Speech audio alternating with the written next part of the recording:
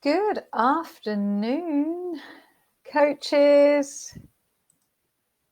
How are you doing, guys? Sanai Floyd here, business breakthrough coach and sales mentor.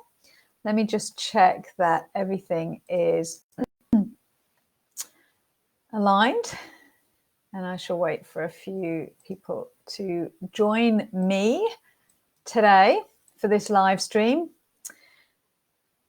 So when you come on, just say hi. Let me know where you're tuning in from.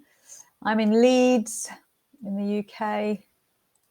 It's dreary out, but you know, could be worse. So I hope you're all doing great. Hope you're all coping okay with lockdown and isolation.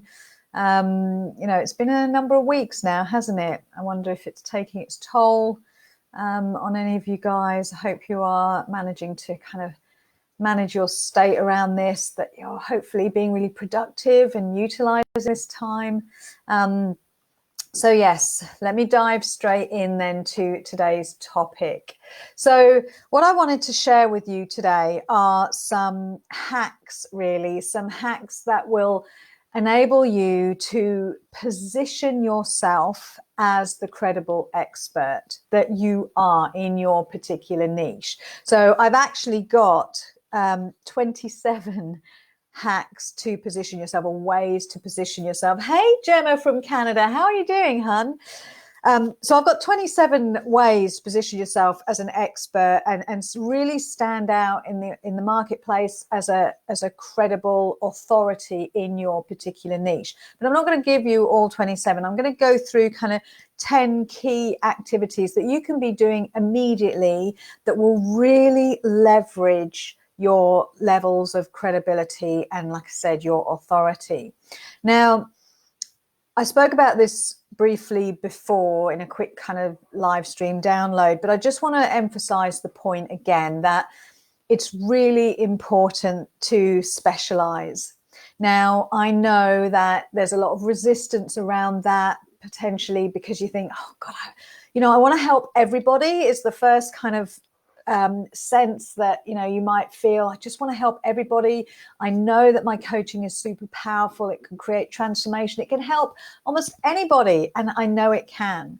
But when it comes to marketing, and when it comes to being really effective in your business and working with the people that really will get amazing results and who you love to work with, you really want to narrow it down, narrow your niche, and be really specific in your ideal client avatar.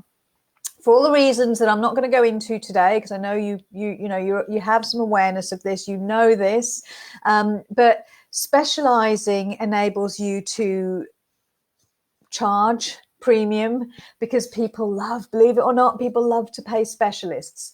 People want the promise of results. And so when you're showing up as a specialist with a specific audience, a specific gift, a specific message, and you are consistently delivering that message, then you start to raise your profile, you start to receive recommendations, referrals. People get to know you for what you do. And you'll start to see, as I go through these kind of hacks that I want to share with you today, why, again, just to re-emphasize the point, why it is so important to have that specificity and that clarity. So we're talking about being really specialist, to rather than throwing that net wide, to really bringing it in and honing it in, so your messaging is really powerful and it will resonate with your ideal client. So let's just be really specific on what is it that makes you credible before I share kind of the tips that I have for you. Well, credibility can come from a number of different areas. A lot of coaches start off with thinking about their struggles. I often say your greatest strength in your business is often born out of your biggest struggles through life. Those things that you've navigated your way out of, you've overcome them, you've broken some unhealthy sabotaging patterns, you've shifted your state of being and completely expanded your paradigm in some way. So you have navigated some journey and you've come out the other end. And as a result of your story, that alone is enough to set you as a credible, as a credible expert in something. If you've kind of found a way out of a particular problem, you have a solution, then that's, as Tony Robbins calls it, a pathway to power, when you can share that pathway with your people. So that's one way of leveraging or finding what it is about you that makes you credible. What you also may consider is what makes you credible from your career, your professional background, your professional qualifications and certifications, not necessarily in coaching, but where were you before you decided to start your coaching business? What skills do you bring to the table that set you apart as a credible expert? From my background, as you know, if you've been, listening to me for a while, following me for a while, sales is my background. In the corporate space, I was a sales manager, a sales coach, and mentor. So sales is really my skill set. But my 17 years in sales, that adds to my expertise in sales and my credibility factor. So you can see, begin to kind of just pull parts of your story, parts of your history, your background that really sets you out as the credible expert. So that's kind of the first kind of background thing that I just want to add to this. Another way of like seeking out what makes you credible is the results you've got for other clients. So even if you're a brand new coach, you might think, well, I haven't started working with anyone yet, so I don't have any, results that I've got for specific clients. But think about the results you've got in corporate. Did you create some incredible results that set you apart in your corporate space? What did you do so well that came so easily to you and that produced results that your employers were like, woo, go you, this is amazing, or client contracts that you won for your employer, or projects that you managed and saw through to a great completion. So those kind of things as well, consider those as being ways that you can consider within your credibility story, your expert positioning. Okay, so let's start kind of diving into the ways to really raise your credibility, to position your expertise within your field in this online space and in your coaching business. So the first thing is, you might want to write these down because I'm going to kind of try and whiz through them as best I can. The first one is that consistent visibility. Now, I know you know this, but how many of you are actually implementing really consistent visibility? So you've heard of the law of familiarity, maybe not, but the familiarity principle is the tendency that we as humans have to develop a preference for things that are familiar to us. Gemma is making notes. Excellent. So yeah, those things we see most often become familiar to us, and we naturally develop a preference. So as you're showing up consistently, you're sharing your message, hopefully doing live streams and videos, that will breed that familiarity principle within your audience. Now, a lot of coaches struggle with visibility in the first instance, but if you're being visible, one challenge you might have is thinking, oh, I don't want to be repetitive. I don't want to keep saying the same thing because I feel like I'm running out of things to say. Well, actually, repetition is really important for your expert positioning. Hey, Anna, how you doing? Lovely. So repetition builds trust. Repetition in your message starts to build that connection and association in the minds of your audience with you and your messaging, what you do, the results you get. So repetition actually in marketing is really, really important. And as people start to make those connections, they automatically will start to think, Anna, abundance coach, helps people with their financial planning, helps them, plan for their future. Sanai, ideal client and niche clarity. Got it. Right. 6-figure business. So you start to develop these kind of associations, or your audience do, when you continuously are repetitive in your messaging. And, if you're still kind of worried about being repetitive, know this: social media moves so fast. These feeds are whizzing past as people are scrolling through. So it's not always the same eyeballs landing on your stuff all of the time. You're getting fresh eyeballs all of the time. So if you're constantly trying to come up with new messaging all the time, month in, month out, those new eyeballs are not going to see your what you actually stand for. Does that make sense? So, think about, new people are coming to you, new people are finding you every single week. So this is why, another reason why it's important to be repetitive, so that those new people can think, oh, this is what she stands for. And as for your kind of diehard followers and fans who watch everything you put out there and love what you stand for, they love what you stand for, so they'll always, read your stuff. But also, and you'll know this from your own experience, I'm sure, that you often, we all do, need to hear things multiple times before the penny drops, or before it embeds and integrates as something that we think, now I know, now I get it. Especially in the personal development industry, where we're kind of walking around with all these layers of, limiting beliefs, that sometimes messages take a while to kind of penetrate and break through. So that's why we read the same personal development books over and over, or we hear the same messages over and over in motivational speeches and things like that. So know that people hear things differently depending on the context and the time that they're listening and where they're at in their journey. So repetition, guys, repetition. Hope I've made that point clear. So that's number one. Number two is, know this: experts teach. So many coaches, so many of my clients will say to me, I really want to be known for what I do. I want to stand out as an expert. How do I do that? And the answer I always give is, if you want to be known as an expert, then be an expert. Go out there and show up and teach.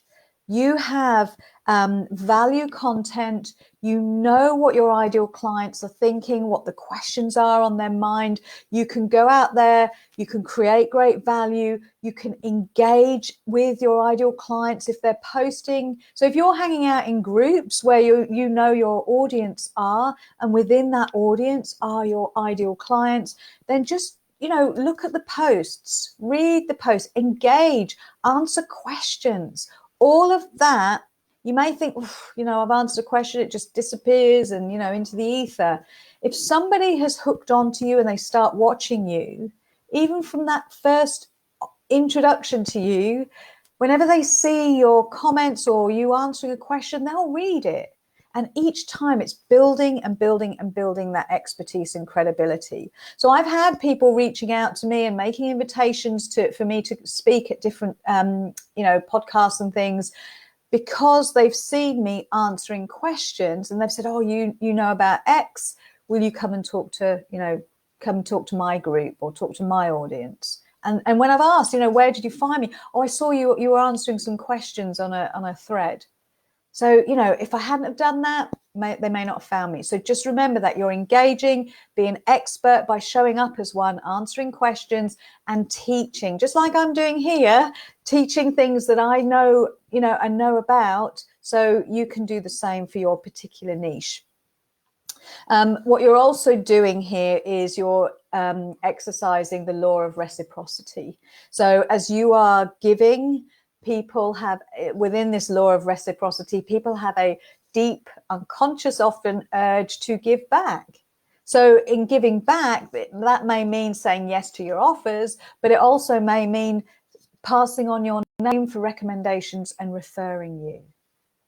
So that's another reason why it's really important to show up and give value, not kind of, memes and a bit of inspiration here and there that just is is quite meaningless, or other people's quotes. You know, if you do that on a regular basis, it doesn't really mean anything. It doesn't set you apart as a really credible expert.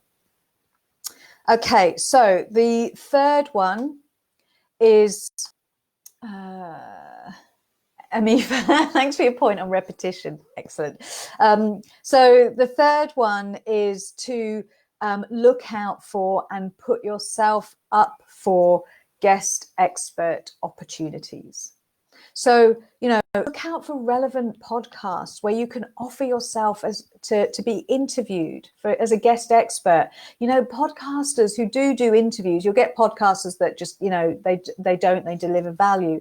But those that do interviews, no matter what your niche is, whether you're, you know, in the niche of, or in the field of money or health or business or finding your passion, or, you know, a book coach, wellness, mindset, whatever it is, there will be podcasters who interview people, and you can go in there and offer yourself up for, you know, an opportunity like that. So really seek out those opportunities. You've got to put yourself forward.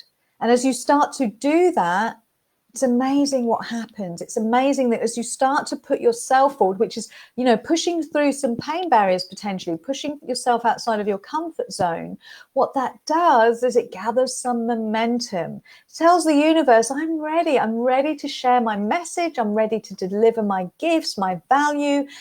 And when you show up and you show the universe that you are serious, that's when momentum gathers. You start getting opportunities coming to you. People start asking you rather than you having to do that legwork of going out and putting yourself out there. So, you know, it's you have to put that energy out there before you get it reciprocated. And one kind of quick tip on this is you can also look at Facebook groups where you have the host or the admin of the Facebook group and say, you know, can I come in and talk to your people, your audience, your group about this specialist subject of mine? You know, I really feel I can add some value. Many group hosts will say, you know, amazing, that would add value to my audience. The only thing I would say about that, just be careful that you're not stepping on any toes in terms of what you offer. Make sure your service is complementary to the host's service. Okay, so hack number 4 is getting featured and published. Again, this is about putting yourself out there.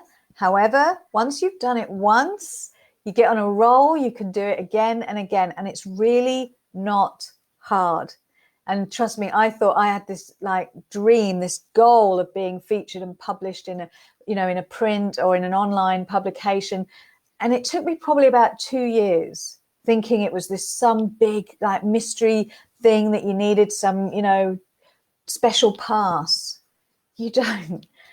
Publications, magazines, you know, journalists, they are looking for stories.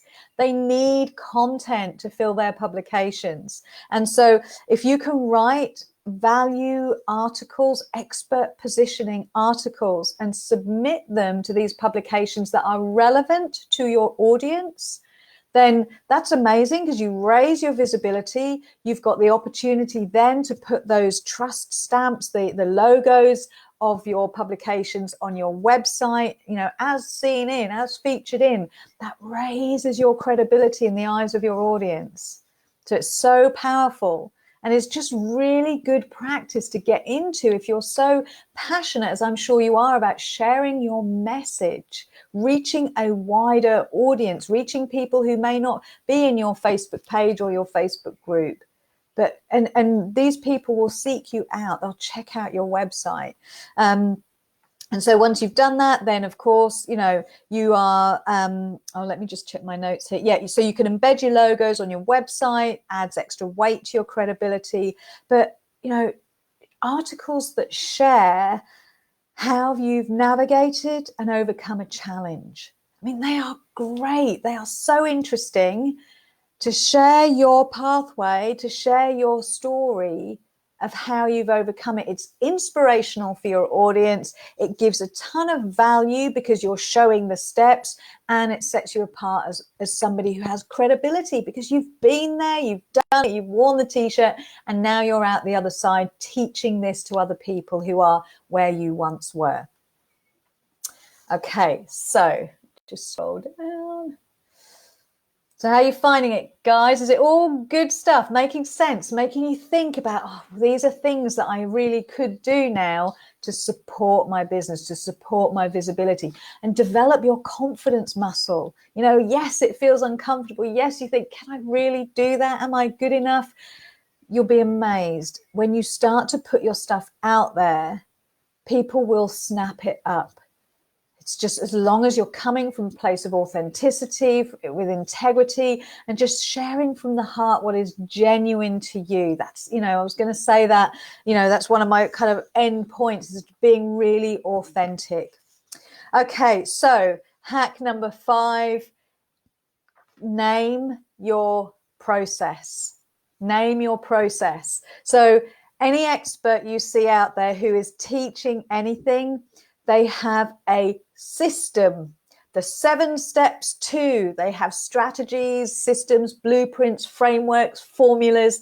They have managed to take their journey, if you like, their pathway, and they've broken it down into a number of concise steps, and then they've plugged it in and called it something, their whatever system.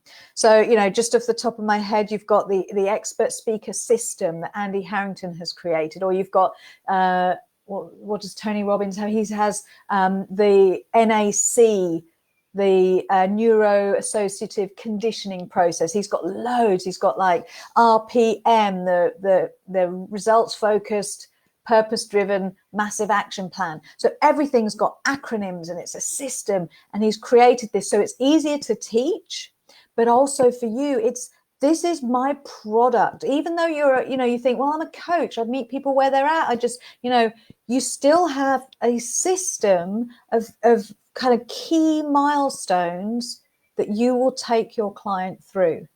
So formalize it, package it up, and then you've got this other way. This is my method. This is my system. This is my pathway. You get the message. So yeah, really, really powerful. Oh, great. Gemma, helpful. Anna, thank you, Han. Glad it's making sense. So yeah, package up your process. Give it a name to reinforce your position as an expert. And I've just said your unique system is the map that you're going to expertly guide your client along to get them to their desired destination. So that's like your roadmap. But that really does help. It helps you in your own levels of confidence, but it also really does leverage your position as an expert in what you do. Okay, number 6 is social proof. This is powerful as anything for really leveraging your expertise and your credibility. You know, don't be afraid to toot your horn.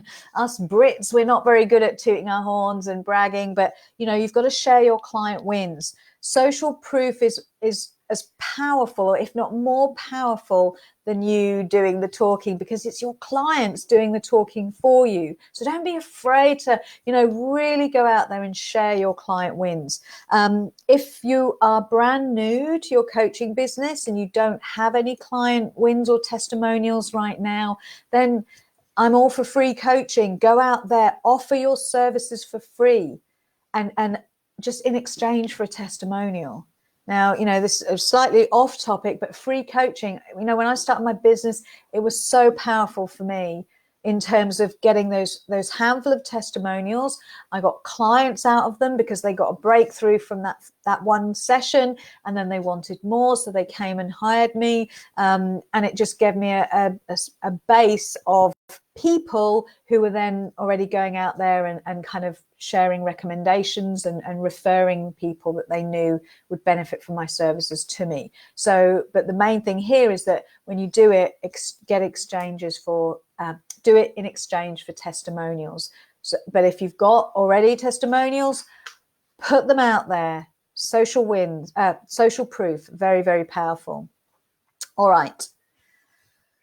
Number 7, how to skyrocket your expert status. Create webinars and masterclasses.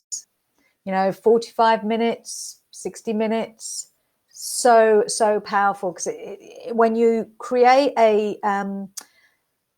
in one body of work, when you're creating that masterclass or that webinar, you have an opportunity to include practically everything already talked about in this session so far in one kind of 45-minute or 60-minute session. You're able to talk about what you do, who you help, what makes you credible as you share your story. You're able to articulate your ideal client's deepest pains and frustrations, which again is another way of leveraging your credibility. It's another way of saying, I know how it feels because I've been there and now I'm here. This is the pathway. This is my method, my system, my strategy to get you out. So you have the opportunity to really articulate that on a webinar or masterclass, as well as talk about what it is they deeply desire, which again positions you as an expert, because who would know this if they weren't an expert? And then you're giving the value that I've talked about, sharing value, teaching. You're making your teaching points. And then as you're sharing your teaching points along your pathway, you can also interject client testimonials to back up what you've just taught. So, for example, I've done masterclasses and webinars in the past where I may say, first step, getting clear on your niche and your ideal client. This is the reasons why it's so important. This is what it feels like when you don't have that clarity, and what the results are when you do have clarity. And then before I move on to the next teaching point, I'll insert a testimonial from a client saying, oh my God, this is how I felt. Then I got clear on my niche and my ideal client, thanks to Sanai. And now this is the getting. So you've got the ability in a webinar or masterclass to basically include most of the things I've already shared with you as ways to position your expertise and your credibility. And when you have something like that, you've got it as an evergreen. Then you've got something that you can continually share. It's all done. It's already recorded. You've done the hard work. It's something that you can share over and over and over again to new audiences. Okay, so very powerful for just creating some leverage. All right. Tip number 8 is case studies. So this again is kind of like the social proof part, but what you're doing is, if you do have client testimonials, you can turn them into written case studies. So what's a case study? Well, a case study is like a blog or an article where you wrap your teaching around a specific client outcome. So you talk about, the client was here, then I took her through kind of this process, these milestones, and this was the result. So again, it covers your expert position because you're teaching. It shows social proof, even on a subconscious level, you're showing, look, social proof. This is somebody I worked with. This is the result they get. And people love the how-to kind of behind-the-scenes stories. People love that stuff. It shows real authenticity. People are craving authenticity. I'm saying that a lot at the moment because it's so true. People want real. People want authentic. And so if you can share your story, share your pathway through a client case study, then, the power of storytelling and social proof, very powerful. Okay, so, I've got a few more here that's going to take me beyond. So number 9, excuse me, just shut that down. Number 9 is comment on seasonal issues. So this is, again, a really powerful way. I'm just going to shut that because I think there's going to be more coming through. Turn my sound off, sorry about that.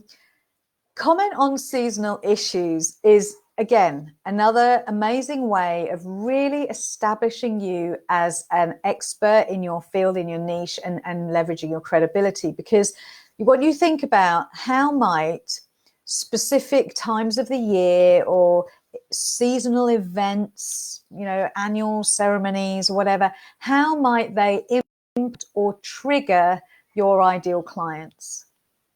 Because when you can kind of look at a 12-month calendar, for example, and start to pull out some of those key events and milestones through the year and think, do these have an effect on my audience, my ideal client? And then you can start to create content that supports them through those periods. So, for example, if you're a money coach, a finance planning coach, or something along those lines, you might start showing up around December time, even a bit earlier, and start talking about the impact of going crazy on your spending at Christmas and how to manage that, so that you're creating articles. Again, you can submit those articles to publications because they're seasonal, they are relevant and on point, and they're full of value.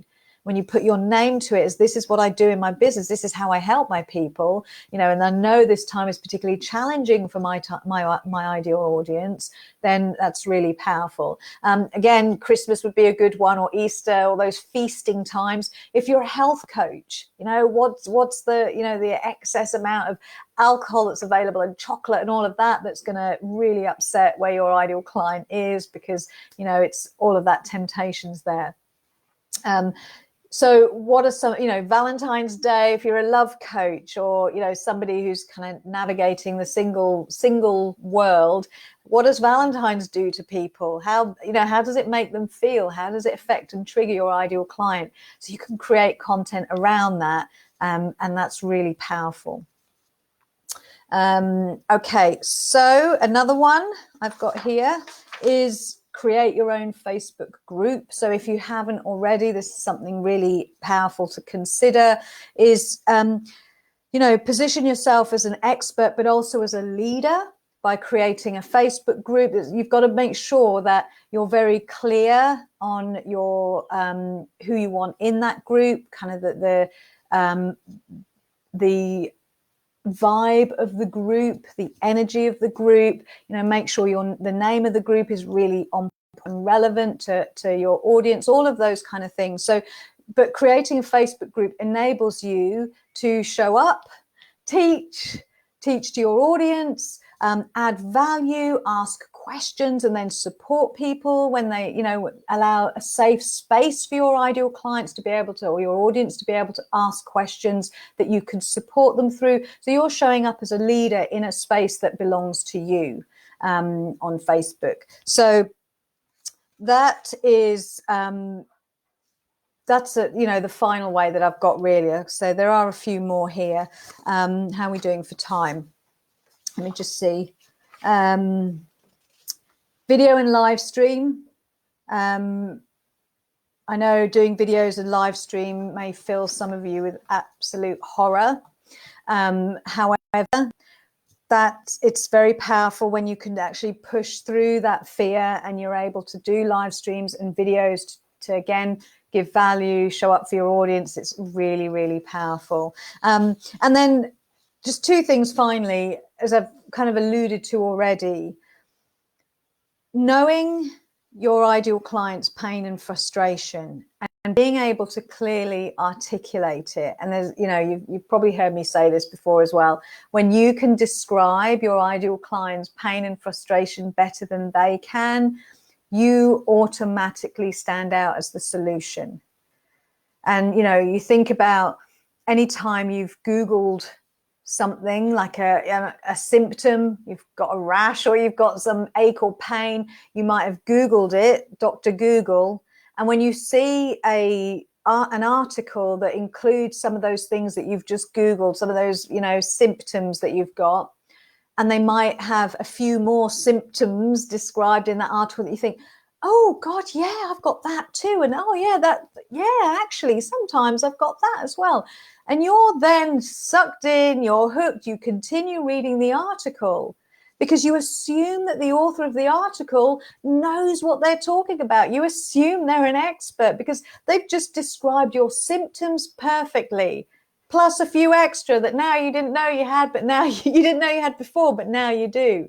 So that again is a way of you know, when you can really describe your ideal client's pain and frustration, add value, add a, you know, solutionize for them, then that's really, really going to raise your credibility in the eyes of your audience. And then finally, as I said, you know, at the beginning and partway through this, be yourself.